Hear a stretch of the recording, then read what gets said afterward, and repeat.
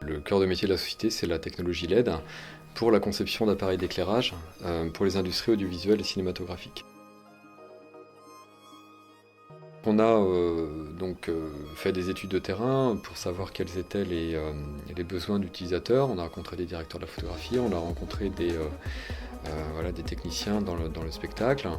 On les a écoutés, on s'est rendu compte qu'il y avait des contraintes et on a développé les produits par rapport à ces contraintes et par rapport aux différentes demandes. Une des caractéristiques principales de nos appareils d'éclairage, la qualité de la lumière et notamment la stabilité de la température de couleur et le rendu colorimétrique. Donc ça c'est aujourd'hui un domaine dans lequel on est reconnu.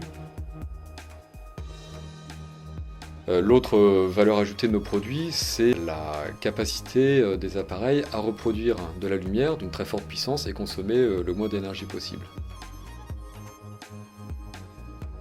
Le troisième aspect qui est aujourd'hui important, c'est la partie user-friendly, donc facilité d'usage. On a été les premiers sur le marché et sur un marché international à proposer des produits connectés.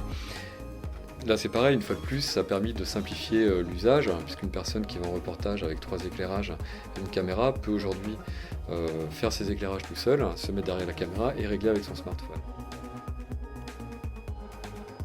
Sur le financement de la société, donc on a eu plusieurs jalons également. Au tout début de la société, on a été accompagné par BPI dans le cadre du financement de la R&D.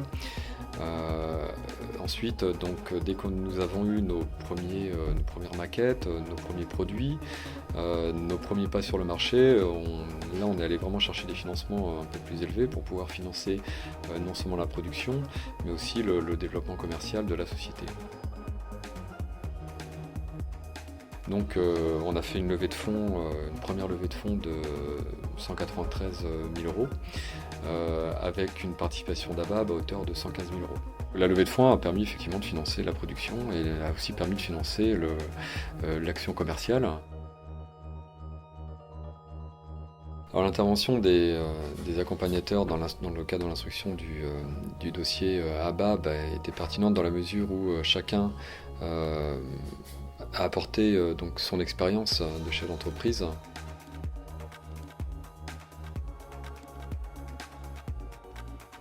Nous sommes intervenus après la création de l'entreprise, donc pour aider l'Eduxis à asseoir son développement commercial.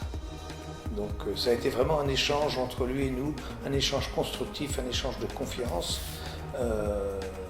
très, très positif.